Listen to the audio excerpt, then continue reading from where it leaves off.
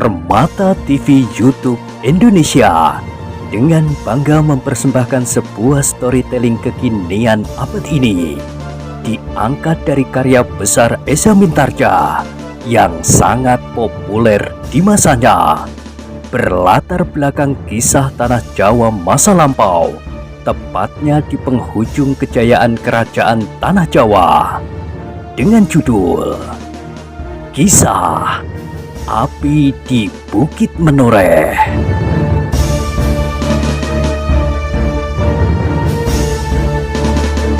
Pada kesempatan yang sangat baik ini, kita masuk pada episode yang ke-338.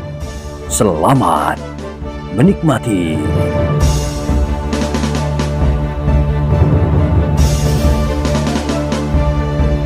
Pada episode sebelumnya telah diceritakan, Gupito pun harus menarik senjatanya pula. Anak muda itu cukup lincah. Pedangnya berputaran di antara kedua senjata kawan-kawannya. Sejenak kemudian menggeletarlah suara cambuk Gupito memenuhi udara. Suaranya serasa tidak segera mau lenyap dari pendengaran. Suara itu seakan-akan berdesing-desing, seperti lebah yang terbang di sekitar lubang telinga. Tetapi lawan-lawannya ternyata orang-orang yang keras hati. Dengan sepenuh kemampuan mereka menyerang Gupito dari segala arah.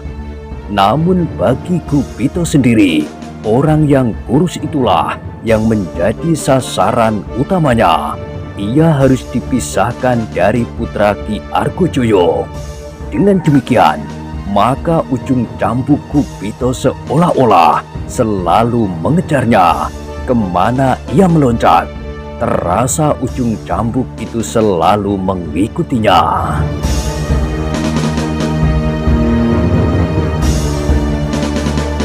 Setan alas! Ia menggeram, tetapi ia tidak berdaya. Ujung cambuk itu benar-benar selalu mengejar. Orang yang tinggi kurus itu sudah berusaha untuk menebas ujung cambuk Gupito dengan pedangnya, tetapi ia sama sekali tidak berhasil. Menyentuh pun terlampau sulit baginya, karena ujung cambuk itu menyambar kemudian meledak dan seolah-olah meloncat menjauh dengan kecepatan yang tidak dapat diperhitungkan, secepat kilat yang berloncatan di langit. Semakin lama orang yang tinggi kurus itu merasa bahwa ia benar-benar terancam pula terhadap lawan-lawannya yang lain. Gupito seakan-akan hanya sekedar membela dirinya, hanya sekedar menghindar dan kadang-kadang menghalau mereka menjauh. Tetapi terhadap yang tinggi kekurus-kurusan ini, senjatanya benar-benar menyerang.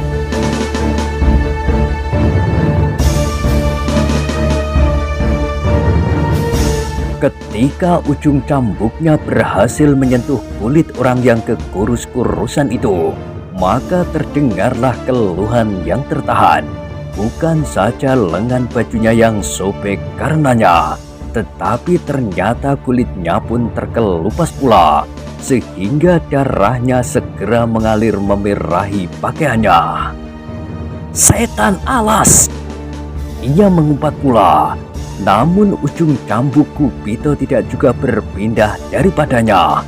Apalagi putra Ki Argojoyo yang masih sangat muda itu. Meskipun ia tidak kalah lincah dan berbahaya dari kawan-kawannya, namun Gupito seakan-akan tidak pernah bersungguh-sungguh menyerangnya. Tiba-tiba orang yang tinggi kurus itu merasa bahwa Gupito benar-benar ingin membinasakannya, seperti yang sudah dikatakannya, memisahkannya dari putra Ki Argojoyo. Karena itu, maka ia merasa terancam untuk tetap berkelahi melawan Gupito. Dengan demikian, maka tiba-tiba ia meloncat surut dan berpindah ke lingkaran perkelahian yang lain sambil menyuruh seorang kawannya untuk menggantikan tempatnya. Kalian tidak segera berhasil menyelesaikan perempuan ini. katanya. "Tahanlah dahulu anak dungu itu. Aku akan menyelesaikannya. Kemudian kita bantai bersama-sama kawan laki-lakinya itu." Kawannya sama sekali tidak berprasangka apapun. Ia pun segera meninggalkan Pandanwangi dan bergabung dalam lingkaran perkelahian yang lain itu bersama putra Ki Argojoyo. Melihat kehadiran orang yang tinggi kurus itu, Pandanwangi mengerutkan keningnya. Tiba-tiba ia teringat kata-kata Kupito bahwa orang inilah agaknya yang telah meracuni jiwa adiknya. Terngiang di telinganya suara Kupito. Ia masih mempunyai harapan. Orang yang tinggi kurus itu harus dipisahkan daripadanya. Tiba-tiba Pandanwangi menggertakkan giginya. Agaknya memang orang inilah yang selama ini telah menghasut adik sepupunya, sehingga adiknya itu seakan-akan menjadi liar. Sejenak kemudian, maka kedua ujung pedang Pandanwangi pun seakan-akan selalu mengitari tubuh orang itu. Pandanwangi tidak lagi menaruh minat kepada kedua lawannya yang lain. Seperti Kupito, ia hanya sekedar menghindar dan menangkis serangan kedua lawan-lawannya yang lain. Tetapi serangan-serangannya dipusatkannya kepada orang yang tinggi kurus itu. Sesaat setelah orang yang tinggi kurus itu bergabung dalam lingkaran pertempuran yang baru, ia belum merasakan tekanan ujung pedang Pandanwangi. Tetapi sejenak kemudian, orang itu terpaksa mengumpat-umpat lagi. Di dalam hatinya ia berkata, "Setan betina ini pun agaknya memusatkan serangannya kepadaku." Semula orang yang tinggi itu bertanya-tanya kepada dirinya sendiri, kenapa serangan-serangan lawannya dipusatkannya kepadanya, tidak kepada orang lain dan tidak kepada putra Ki Argojoyo. Namun akhirnya ia menyadari dirinya. Kedua orang itu memang menganggap dirinya sebagai penghasut atas putra Ki Argojoyo, sehingga anak itu benar-benar berniat ingin membunuh mereka. Dengan demikian maka kedua orang itu pasti mendendamnya. Satu hal yang tidak diduganya, bahwa kedua orang itu mempunyai kemampuan yang luar biasa, sehingga masing-masing mampu bertahan atas 3 orang sekaligus. Tetapi sebentar lagi tenaga mereka pasti akan segera susut. Orang yang tinggi keras itu mencoba menenteramkan hatinya yang sudah mulai gelisah. Tetapi dugaan itu ternyata keliru. Meskipun masing-masing harus berkelahi melawan 3 orang, namun ternyata mereka berdua memang mempunyai kemampuan yang tidak dapat diperkirakan sebelumnya. Sepeninggal orang yang tinggi kurus itu, Kupito merasa seakan-akan kehilangan sasaran. Karena itu, maka seolah-olah ia tidak berkelahi bersungguh-sungguh. Ia hanya sekedar berusaha menyelamatkan dirinya dari ujung-ujung senjata lawannya. Tetapi ia sama sekali tidak berusaha untuk mengurangi jumlah lawannya itu. Dengan kematian apalagi putra Ki Argojoyo, ia memang ingin membuat kesan bahwa apa yang dikatakan itu memang benar-benar bermaksud baik. Namun dalam pada itu, orang yang tinggi kurus itu sudah mandi keringat di seluruh tubuhnya.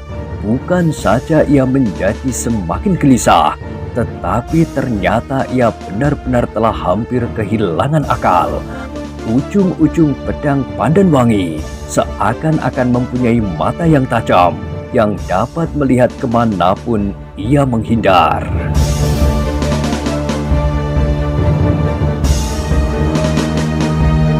Ia terlontar surut sambil menyeringai ketika segores luka telah menyobek pundaknya. Sambil mengumpat-umpat, ia meraba-raba pundaknya yang terluka itu. Ketika terpandang olehnya jari-jarinya sendiri itu, hatinya berdesir tajam. Warna merah yang tajam telah membasahi tangannya. Setan alas, apakah hanya aku yang mereka anggap lawan? Pertanyaan itu selalu mengganggunya. Sejenak ia dihinggapi oleh penyesalan bahwa ia telah dengan terus terang menghasut putra Ki Argojoyo, sehingga orang-orang itu langsung dapat menilai dirinya. Tetapi aku tidak menyangka bahwa mereka dapat bertahan, katanya di dalam hati. Kini mau tidak mau ia harus bertempur, tetapi ia terdesak dalam keadaan sekedar membela diri.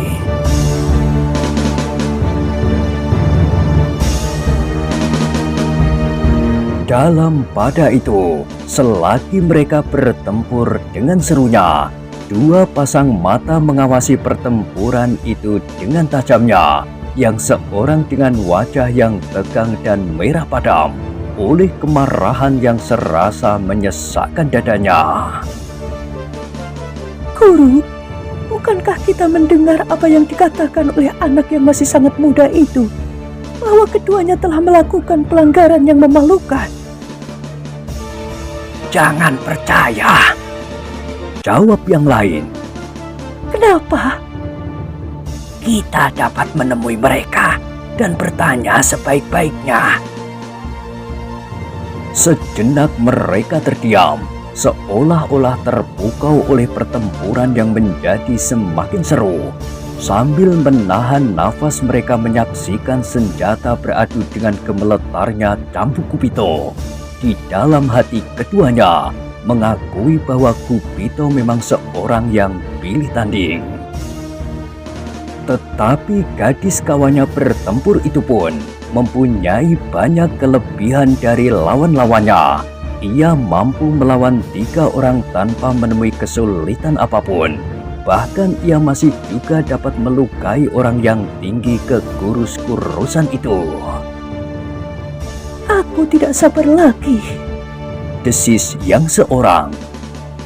Dengarlah kata-kataku, sahut yang lain. Gurunya itu, kau tidak perlu berbuat sesuatu. Kita dapat menunggu sampai perkelahian itu berakhir. Aku tidak sabar lagi, Guru. Kau diombang-ambingkan oleh perasaanmu. Pergunakanlah nalarmu. Orang itu menggeram, tetapi wajahnya justru menjadi semakin tegang.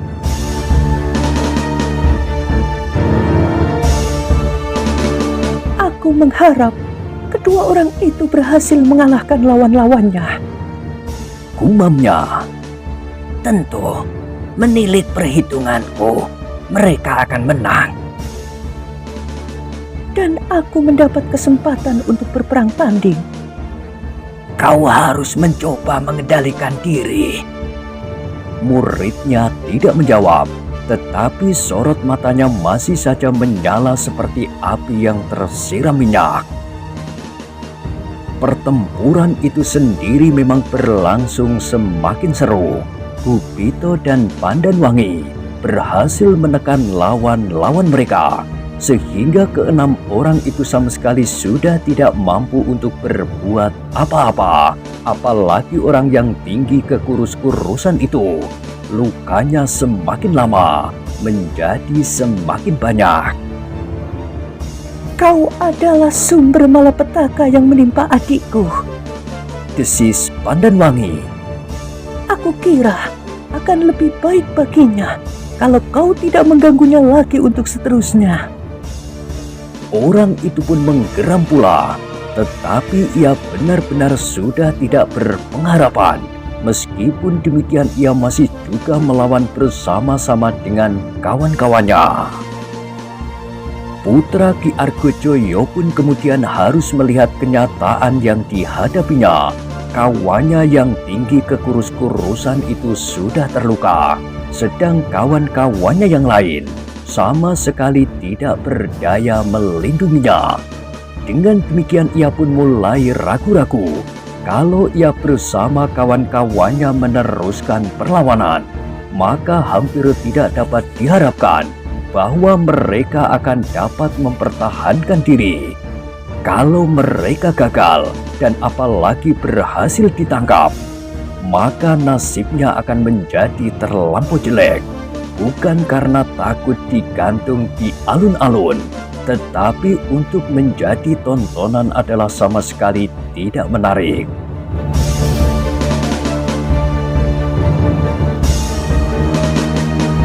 Karena itu, maka putra Ki Argojoyo itu pun segera membuat pertimbangan.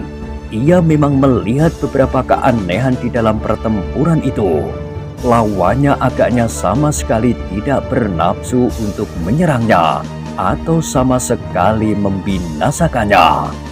Orang yang bersenjata cambuk itu seperti orang yang hanya sekedar membela dirinya saja. Betapapun beratnya, hanya kadang-kadang saja ia berusaha untuk menyerang lawan-lawannya, untuk mengurangi tekanan-tekanan ketika ujung senjata yang kadang-kadang berbareng mematuknya. Apalagi apabila dilihatnya kawan-kawannya pun sama sekali sudah tidak banyak berdaya. Karena itu, akhirnya dengan pahit anak muda itu harus mengakui keunggulan lawannya kali ini. Biasanya dengan penuh kebanggaan, mereka membinasakan siapapun yang dapat mereka jumpai di tengah-tengah bulak yang panjang itu. Namun kali ini, keadaan menjadi sangat berbeda. Dua orang lawannya itu dengan mudahnya mampu mendesak 6 orang kawan-kawannya yang terpilih.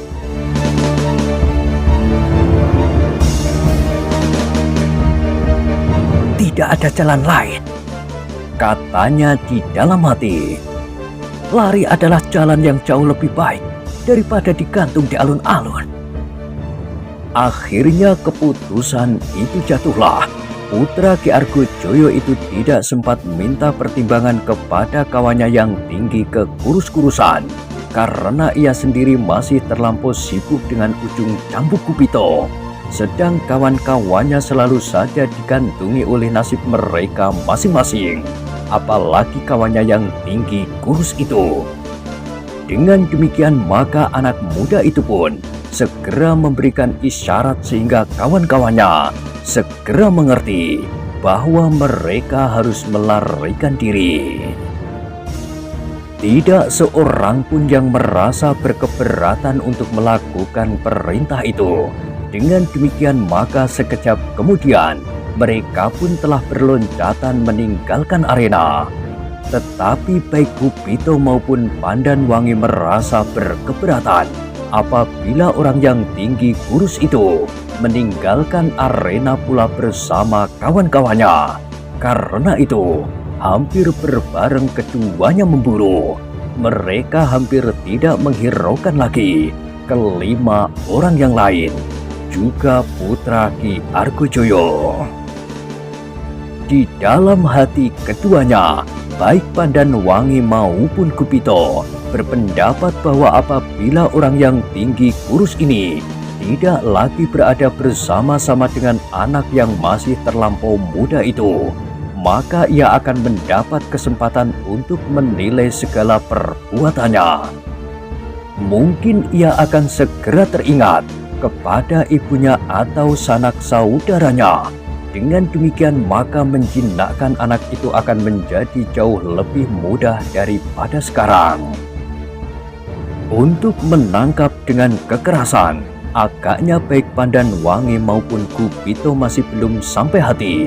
Mereka sadar bahwa apabila anak muda itu diperlakukan demikian, maka hatinya pasti akan benar-benar patah dan tidak akan dapat disambungkannya lagi. Seperti ayahnya, anak muda itu agaknya keras hati dan harga dirinya sama sekali tidak mau tersentuh sama sekali. Dengan demikian maka tanpa berjanji lebih dahulu, Pandanwangi dan Kupito telah bersama-sama berusaha untuk menghentikan orang yang tinggi kurus itu. Dengan sekuat-kuat tenaganya, orang itu mencoba untuk melepaskan dirinya. Ia merasa bahwa pusat perhatian lawan-lawannya ditujukan kepadanya. Karena itu, maka ia harus mencoba untuk lari sekuat-kuatnya. Tetapi agaknya langkah Gupito cukup cepat untuk menyusulnya. Tiba-tiba saja terasa kaki orang yang tinggi kurus itu seperti terkait sesuatu, sehingga ia kehilangan keseimbangannya. Tiba-tiba saja ia telah terlempar dan jatuh terjerembab. Ternyata ujung cambuk Gupito itu telah membelit pergelangan kakinya. Baik Gupito maupun Pandanwangi memang berusaha untuk menangkapnya, tetapi sama sekali tidak untuk membunuhnya. Menurut perhitungan mereka, orang yang tinggi kurus itu akan dapat menjadi sumber keterangan di mana dan sampai seberapa jauh orang-orang yang keras kepala itu mengadakan pemusatan kekuatan.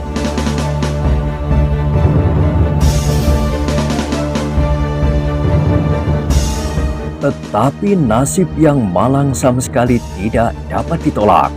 Ketika orang yang tinggi kurus itu terlempar dan jatuh menelungkup, maka ujung senjatanya sendiri telah terhunjam ke dalam perutnya. Sejenak ia masih menggeliat, namun sejenak kemudian orang itu telah terdiam untuk selama-lamanya. Pandanwangi dan Gupito saling berpandangan sejenak.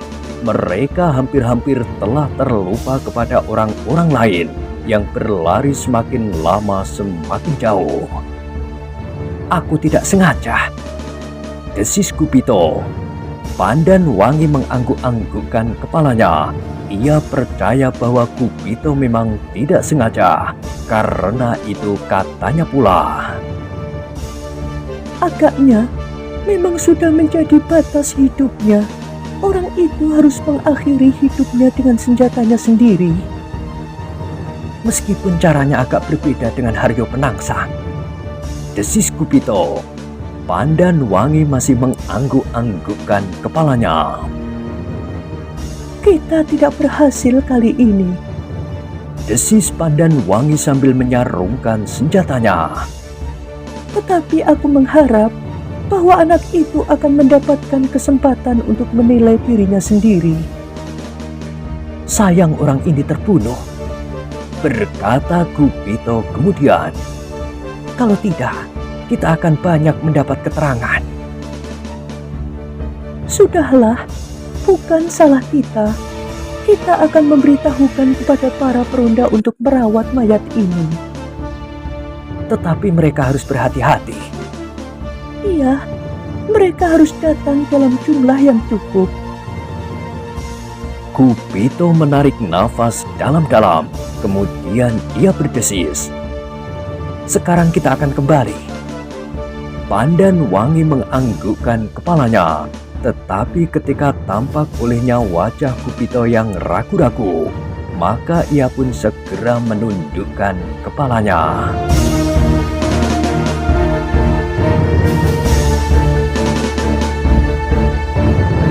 Keduanya pun kemudian melangkah perlahan-lahan mendekati kuda-kuda mereka.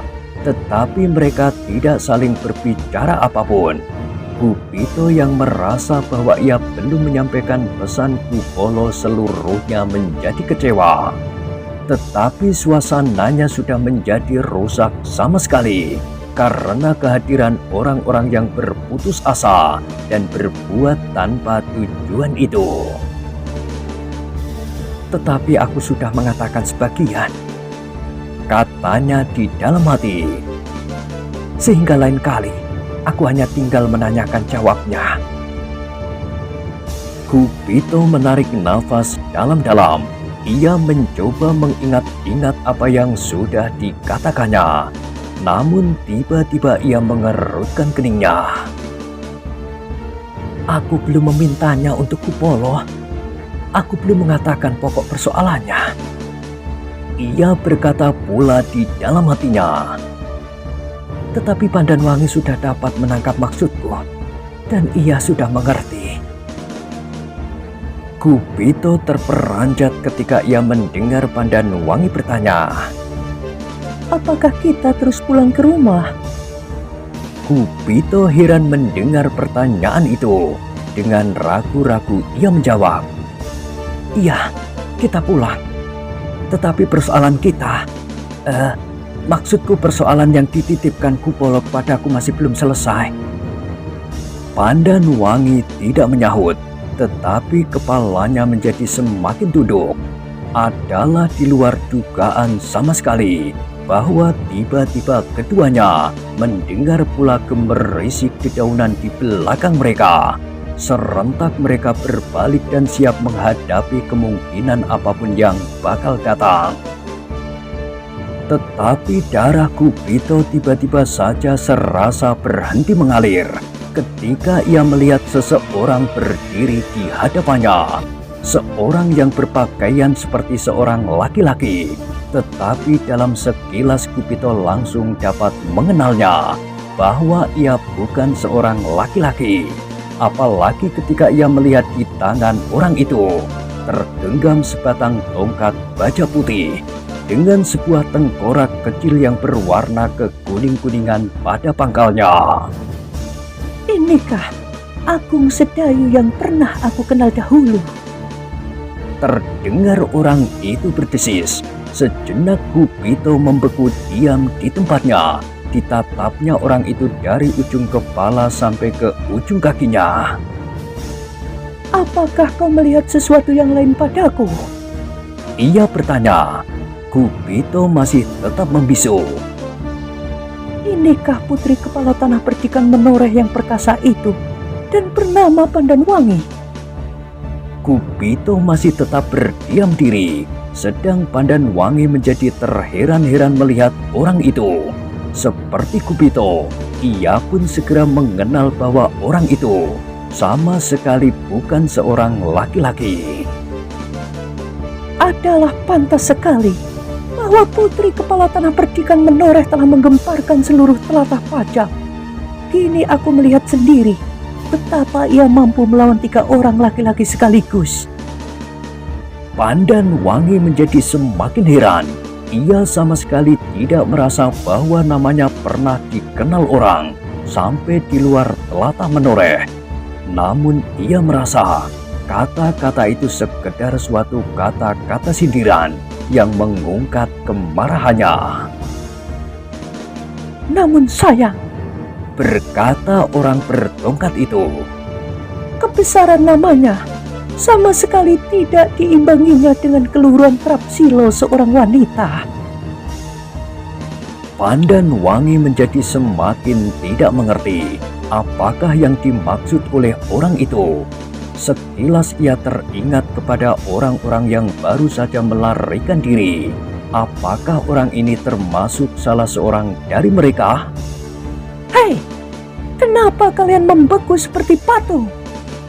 Orang itu hampir berteriak. Kenapa? Dan inikah hasil perjalananmu, Agung Sedayu?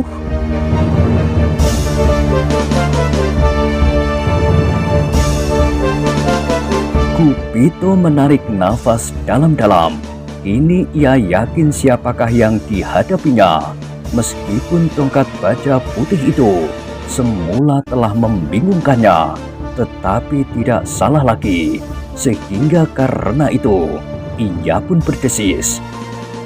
Sekar Mirah. Nah, kau masih ingat aku? Aku adalah Sekar Mirah. Tetapi kenapa kau tiba-tiba mengucapkan kata-kata yang dapat menyakitkan hati Pandanwangi? Kupito masih agak ragu-ragu. Oh, kau membelanya.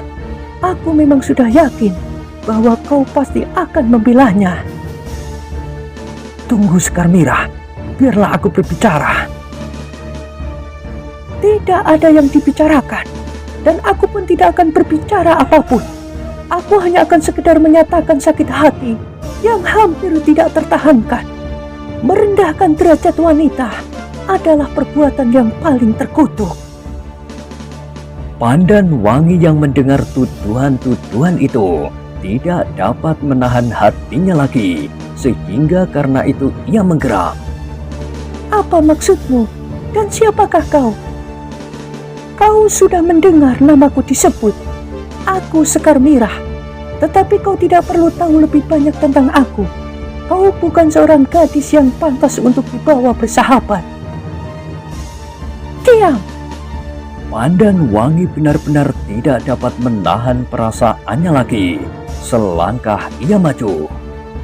Apakah kau termasuk salah seorang upahan dari gerombolan yang keras kepala yang baru saja kami usir dari tempat ini? Tunggu, tunggu. Gupito berteriak sekeras-kerasnya.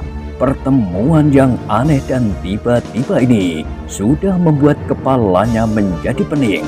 Katanya kemudian, Kalian salah paham. Dengarlah, aku akan memberikan penjelasan. Tidak ada yang harus aku dengar. Aku hanya sekedar ingin mengatakan sesuatu yang menyekat dadaku. Sekarang dadaku terasa sudah lapang dan aku akan pergi. Nanti dulu. Jangan menahanku. Tidak. Pandan Wangilah yang berteriak. Kau menghina aku.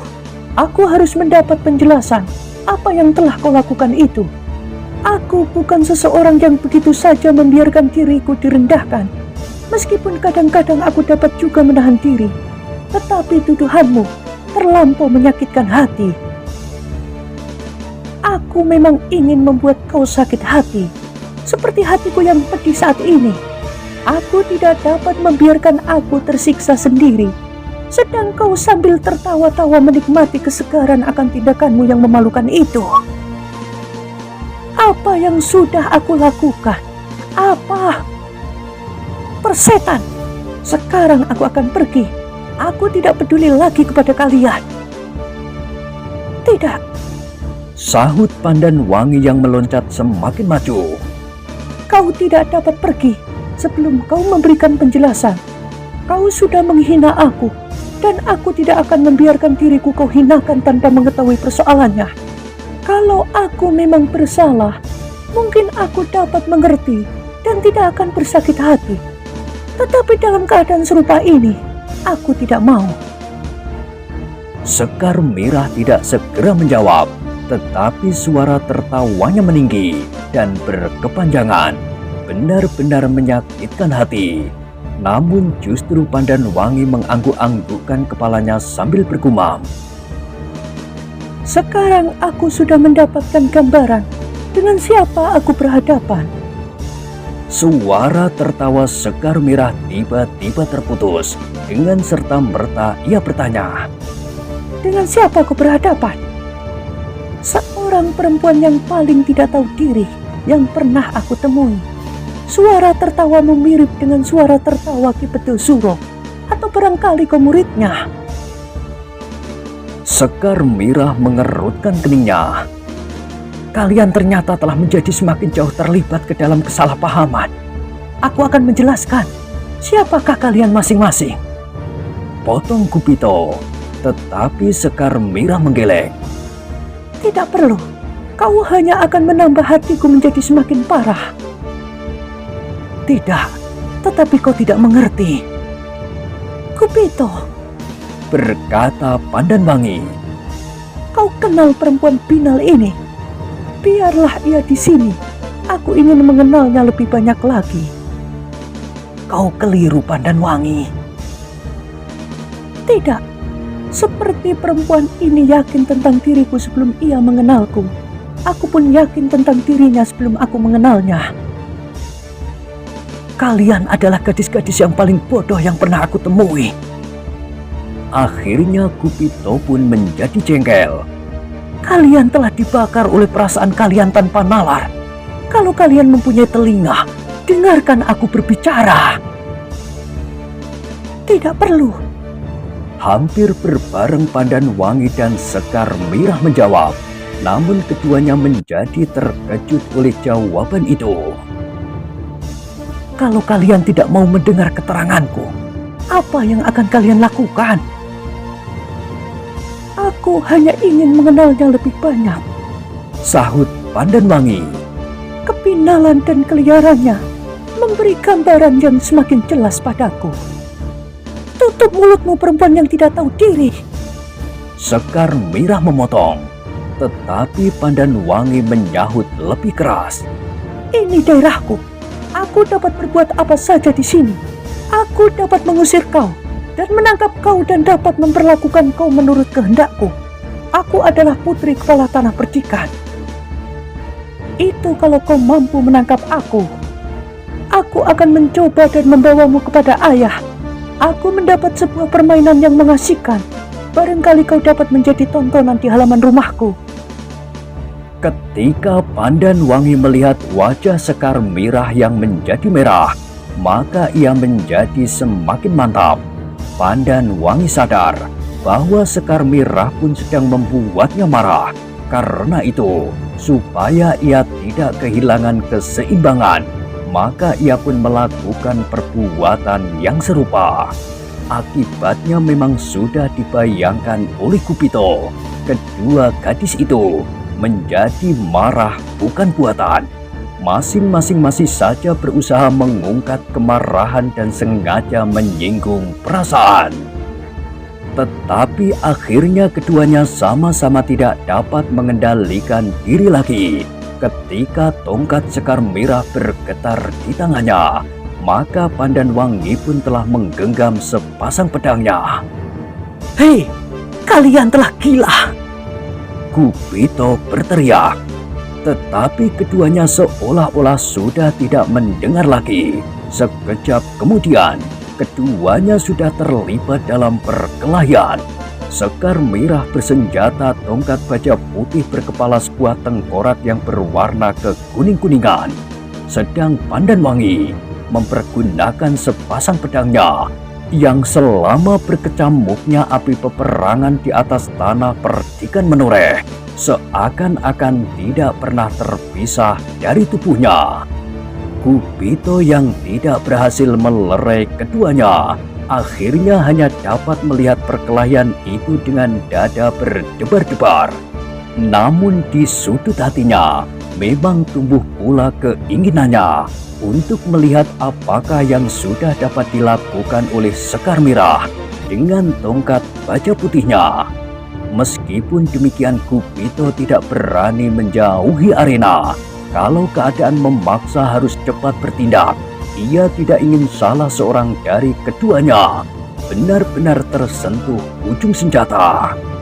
Ternyata Sekar Mirah benar-benar membuat Kupito tercengang. Dalam waktu yang singkat, ia telah berhasil menyerap ilmu cabang perguruan tongkat baja putih itu.